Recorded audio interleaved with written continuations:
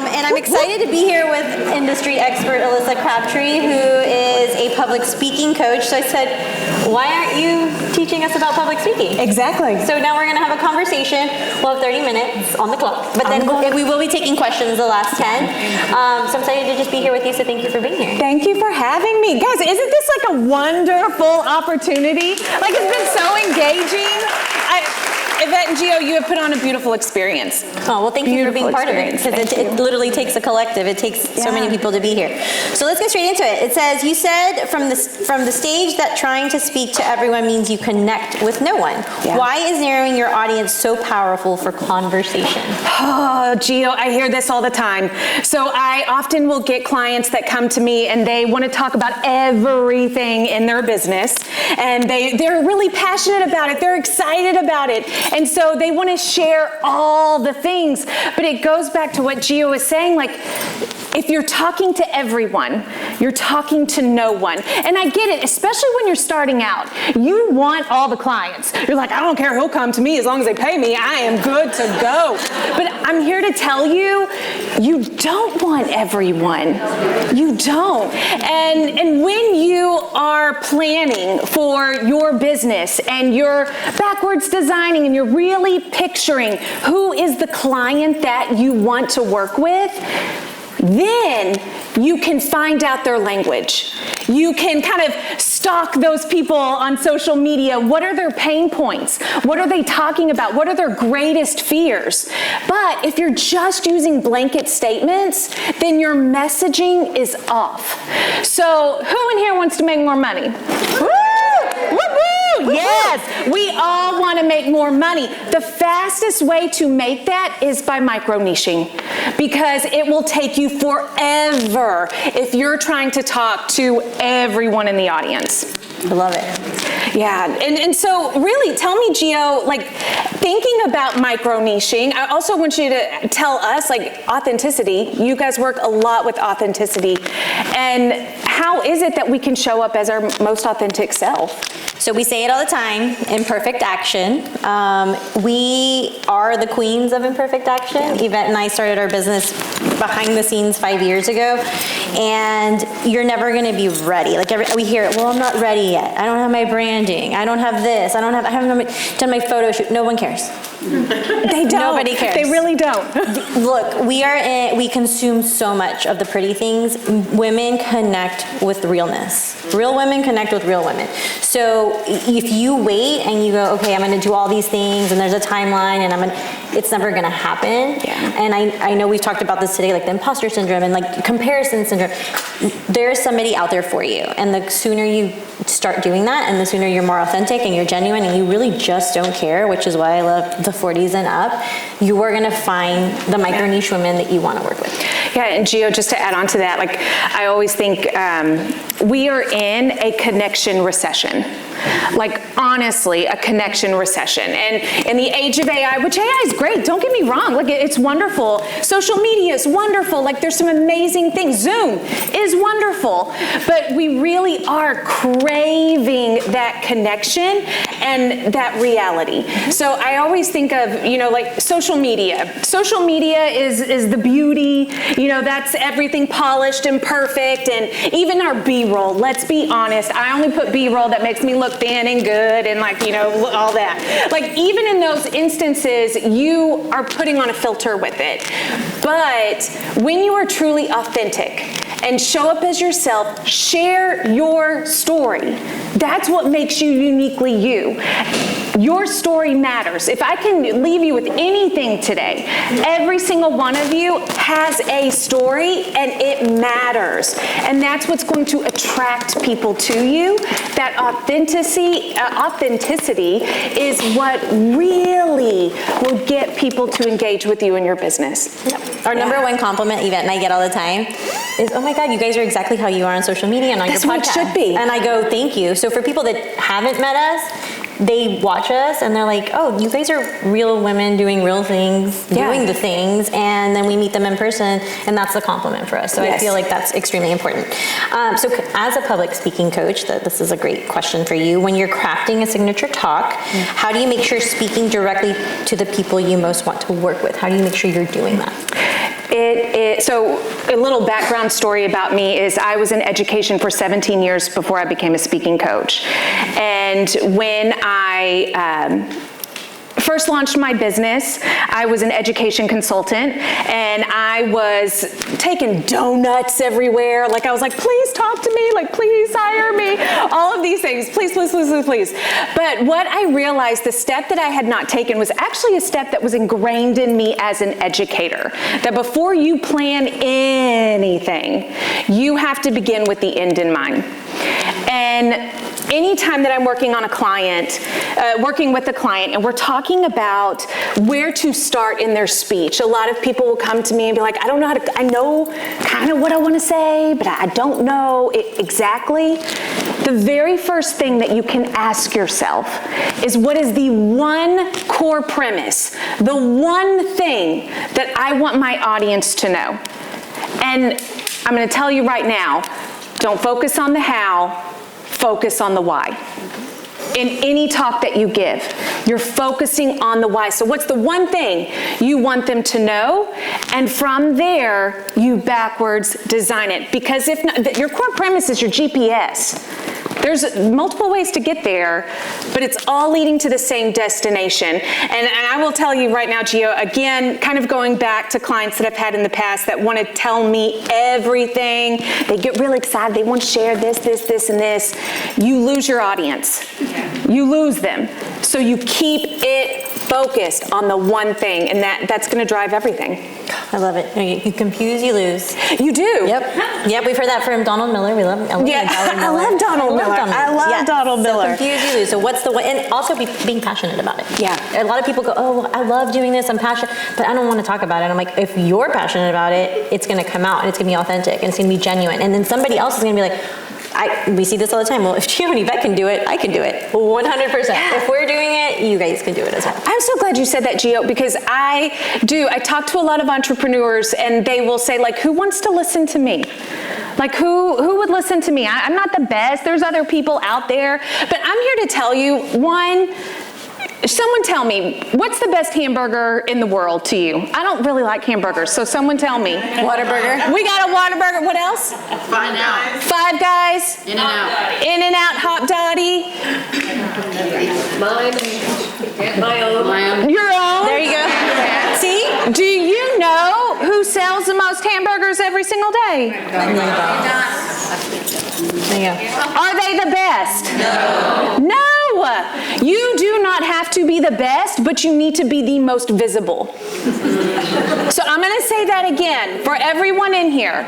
You do not need to be the best, but to get more leads, to attract more business, especially the business that you want, you have to be the most visible. And that is showing up every day as yourself, being authentic, but also narrowing down who it is that you want to attract.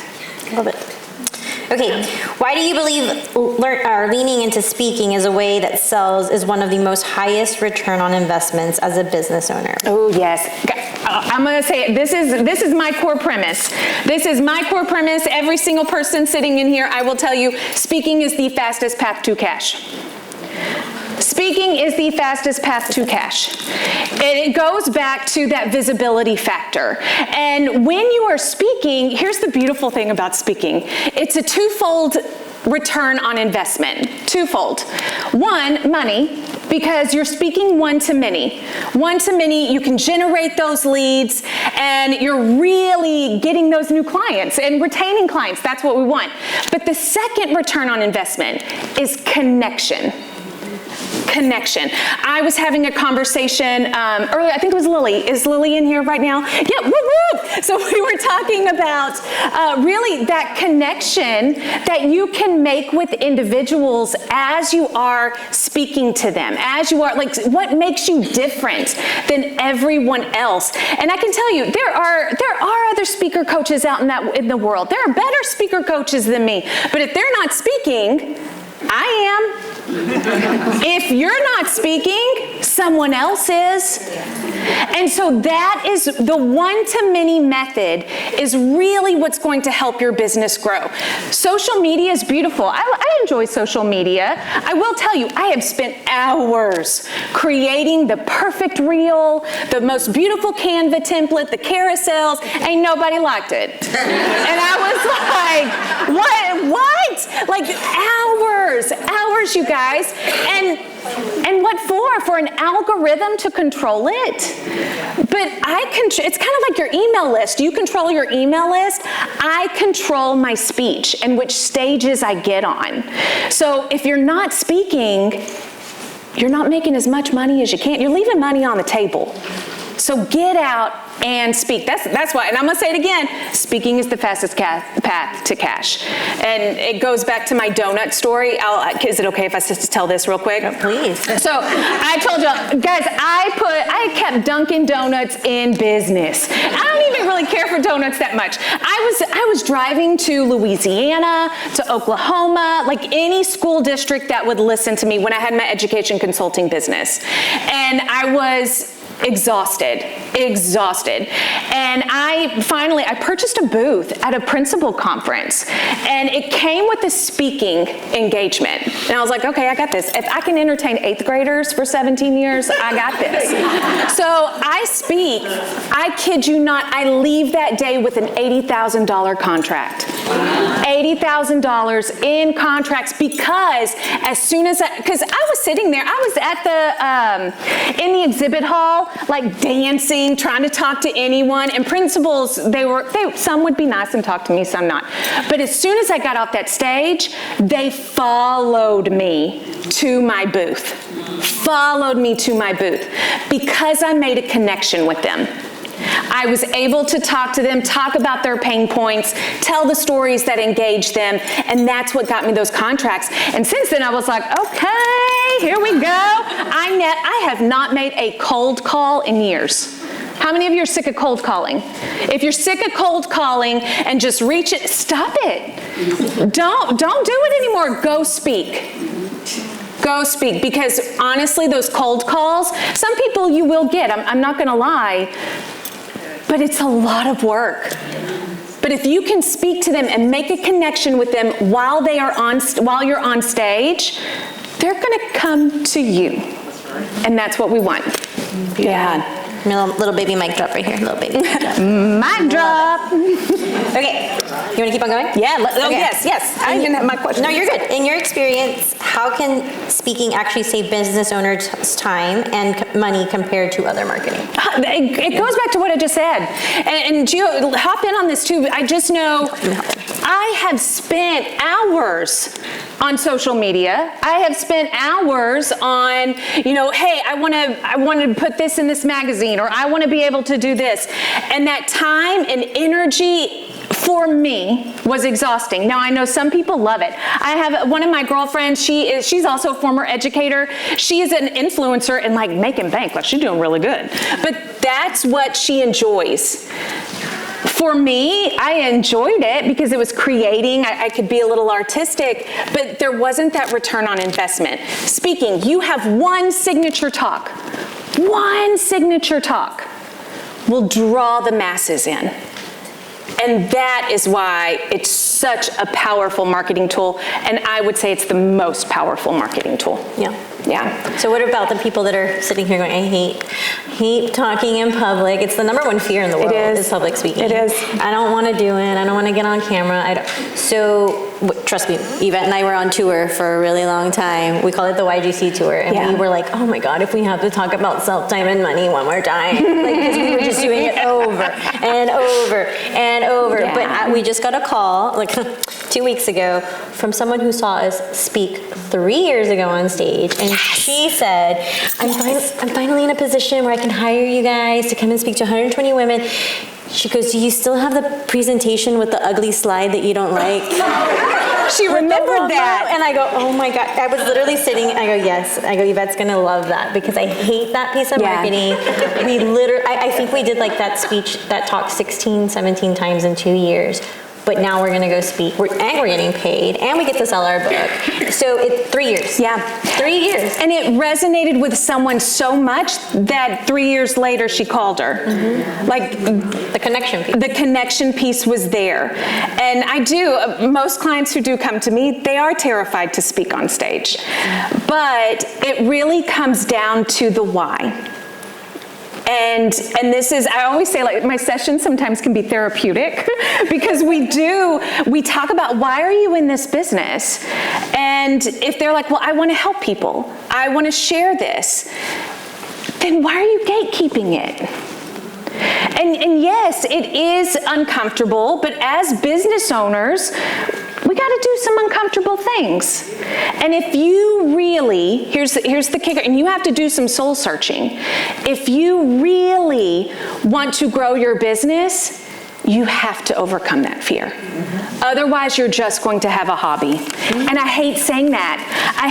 But the fact is, 91% of businesses fail after 10 years. 91%. And the difference between the 91%ers and the 9%ers is client acquisition. Client acquisition. The most visible person wins all the time. And so it really is.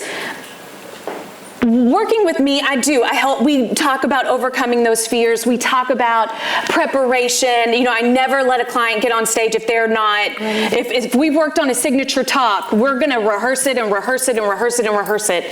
But it also is part of, that's something you do need to overcome. But really focus on your why. I think, I want to go back to micro-niching. Yeah. And I also want to talk about the follow-up. Because this is all great. I'm great at speaking, and now what, right? I'm on stage with all these women. Now what? Because yes, there are certain times where you're going to get an instant $80,000 contract, but there's some times where it's like, okay, I did the talk, I sent my one email, and no one called me back. Yeah.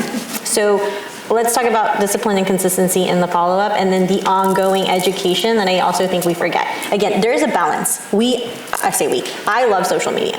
My business partner over here, she just says, do your thing. But I love it because A, it's free. It's the mindset of it. It's free, right? We don't have to pay for it. We are in control right now of what we post. But if you go through, not the last 6 to 8 weeks because it's been collective, but if you go through our social media, it's a happy balance of our podcast every single week, which we go live. That's one thing that we will never go back. We used to edit and have a podcast manager and the intros and the outros and the commercials and no one cares. Yeah. Like all they want to know is what problem are you solving for me? And then the other thing that we notice is, yes, there is a time and a season in your business that you'll get to the level of the branding and the colors, but you can't let go of who you are, because if you're just a picture, a beautiful headshot or a beautiful logo and beautiful templates, and women do not get to know you, or you're not posting, going back to social media, it's a free tool to have. Where is the time management? Where are you blocking that? Who are you speaking to? And again, your why, are you passionate about doing it? We've talked to people like, I'm good at it. Or I went to school for this. Yeah. So then it's going back, just like we talked about with health, just like we talked about with wealth, this is what we're talking about, the business. Sometimes it's okay to pause and say, A, am I really doing what I want to do? B, and if you are, so you go, okay, am I speaking to that person? There's a disconnect. You're doing what you love to do, but you're not micro-niching. Or 2, I'm doing this because I think I have to do it and I completely hate it, and women don't want to start over. Yeah. But you just dropped statistics on 91% in 10 years. The statistics are even higher in the first 3 to 5 years. So how do you teach follow-up? With now they go through public speaking, and now how do you teach follow-up in the public speaking realm? Oh, okay, so I love follow-up. I kind of geek out on it. I nerd out on it. And it really is because it's a continuation of the connection. And if I'm in a space where I've had the opportunity to connect with someone, we've built this relationship, my speech, my talk resonated with them, that automatically, when we hop on a discovery call, I'm going to invite them into some way to work with me risk-free.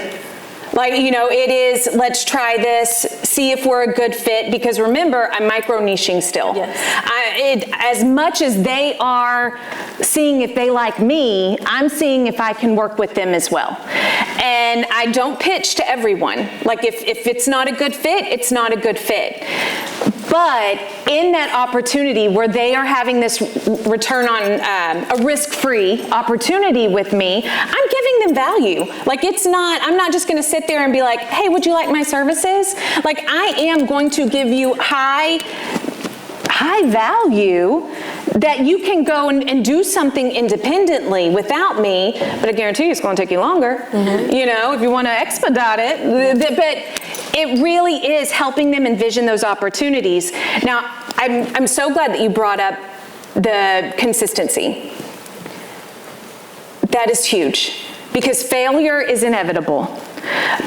In the time that I have launched my business, pivoted my business, and grown my business, I have failed more than I have succeeded. And I honestly think that would be for any business owner out there. We make mistakes, and oftentimes we don't talk about them. Lily and I were talking about that too. We need to embrace those mistakes. My business coach made it very adamant that I get 8 no's a day. That was my homework. Every single day, you get 8 no's. And when you get a yes, you go back to 0 and get 8 more. And let me tell you, that was a humbling experience. It was very humbling because I was getting like 16 no's a day. And there were times when I was just crying and I was like, how do I do this? No one loves me. But I did have to remove the emotion out of it. Like, it's not me personally, it's business. But I kept going. And I'm so glad I did. That consistency, that waking up every day, there's 2 things I do every single day. I spend an hour researching speaking gigs, either for myself or my clients. Every day, 1 hour every day. And then I'm also calling people. Calling people, not cold leads. These are clients that I've already had. These are people that, you know, have already said yes to me once. Maybe they didn't opt in. But those are 2 hours I spend every single day. And sometimes I don't want to do it. But I can't allow my mood to impact my action, because I'm telling you, my action's going to impact my mood. Yeah. It's like going to the gym. In the mornings, I'm telling, but I feel so good after I do. And it's the same thing. Never let your mood impact your action. And you got to keep going and embrace failure. I've even started asking my daughter Everly is 9 years old right now. And at the dinner table, the number 1 question that I ask every day, how'd you screw up today? I really have found... That's a conversation starter. It is. I've been going the wrong way. Oh my gosh. But let me tell you, when a 9-year-old's like, Mom, I didn't screw up. And I'm like, okay. But, I mean, that's the thing. We need to normalize this failure, because if not, we quit too soon. Yeah. Well, and again, the follow-up and the consistency, you said it, and I was going to bring it up.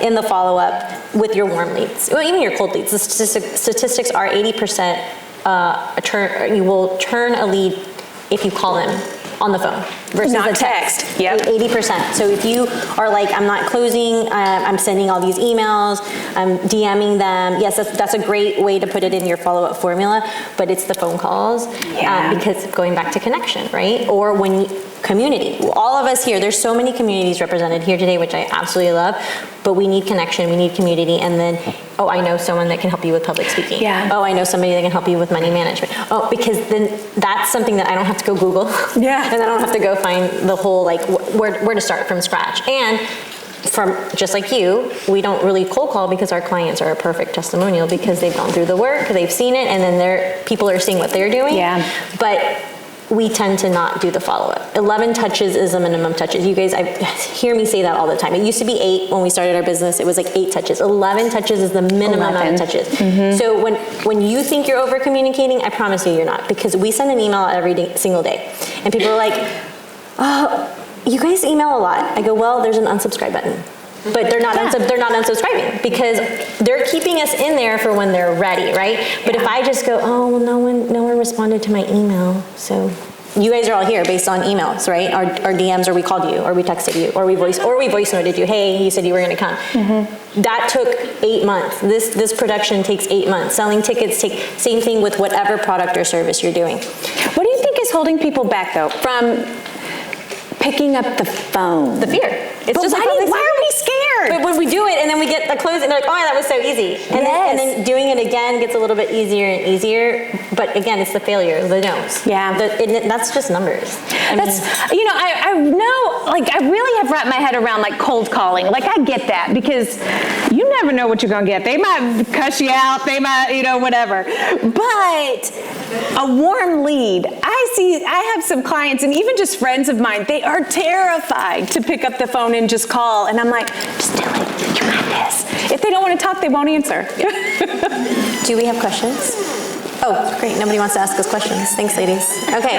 Well, if you want to ask us some questions, this is the time. We're going to do, what do you want to say? I do want to talk about this. And it really, I want to say a signature talk. Okay. And like, really bringing it back to, if you are wanting to grow your business, if you are maybe you are working with an organization and you want to climb the ladder, you want that promotion. Visibility is key. It's so key. And when you are on a program, or you have, your picture on a board, like all the speakers and panelists do right now, it sets you up as the authority figure in your field. It shows you, it establishes you as a go-to person. And that all comes through speaking. But I am going to say this. It's not just enough to speak on a stage. There's a strategy to it. First, and I've already mentioned this, your story matters. Your perspective and your story is your superpower. Because that is what is going to connect with individuals in the audience. So you always start with a story. And I'm not talking, it doesn't have to be some earth-wrenching, horrifying story. One of the ones that I use the most frequently is a Zumba tragedy, where I'm like dancing like a fool in a Zumba class, because that's relatable. It's like, you can picture it. Like, I'm like, the instructor was choreography from Cirque du Soleil, and I'm going everywhere. Like, it's a relatable story. It doesn't have to be something huge and traumatic, but individuals want to know that you're like them and that you can lead them and solve their problem. So the way you do that is through storytelling and having that one clear core premise that starts with the why. And so if you are thinking about like, hey, I am serious about growing my business, I'm ready to grow my business, I don't want to be a statistic, I want to be in that 9% that keeps going, get on stage. Get on stage, do it ugly at first. Yeah, and also maybe we should say, do it ugly. Do it ugly. We have some recordings of some that I'm like, those need to go away. It doesn't have to be this. There's so many opportunities, and I promise you can reach out to Yvette and to I and to Alyssa to start with 10 people in the room. Yes. It can be a Zoom, it can be a webinar, but getting that portfolio going. The girls that came last night, the Trailblazers, they were like, oh my God, we've never done this, and they're trying to go, this is perfect for your portfolio. You're in a digital playbook, you're getting video, because they're building their resumes, they're on LinkedIn, they're in these very, like we learned last night, the profession that they're in, it's really hard to get a job. Mm-hmm. So when they're going through all these applications, they're going to be picked out because they already have some certain type of portfolio. It's the same thing for us. We got like this took 5 years for Yvette and I to build, but we had to do all the baby steps to get there. Question. Yes. How to find good paying gigs that align with your why? Yeah, one, and I'll go back to one, AI is beautiful for that, because I can go in and give ChatGPT a beautiful prompt that says something along the lines like, for instance, myself, if I'm looking for a speaking gig myself, I would be like, you are a speaker coach that specializes in growing businesses through on-stage marketing, so-and-so.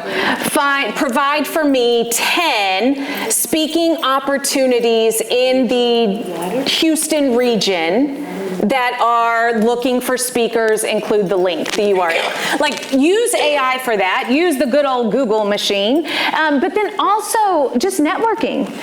Network, go and talk to people, and there's 3 different stages. Like, you can build your own stage, which I love doing. I'll host a masterclass webinar. You can buy your stage, but, you know, be a sponsor, an exhibitor, buy your stage, or borrow a stage. And you ask a friend, hey, can I come do a Facebook Live on your Facebook? You know, build, book, or borrow. And really, when you are connecting with those people, you're bringing those people into your orbit. They're going to help you find the stages that focus on your why. Yeah. How do you break through the perfectionist mentality? Any tips? It really is, and I know that this is something a lot of people don't want to hear. It is imperfect action, and we have to get over ourselves. We do. And so maybe even one thing that has helped me is, well, one, a butt ton of failure. Whether, like, just even, guys, I have black sheep in my family. Like, it's still, you know, there's a lot of failure in that story as well, so I got used to it. But now it's success and it's growth. I think if we have a message that the world needs to hear, if we can help someone solve a problem, it is your moral obligation to get that message out there. So stop thinking of yourself and start thinking of the others that you can serve. And when you flip that narrative, it's going to help you get over that perfectionist mentality.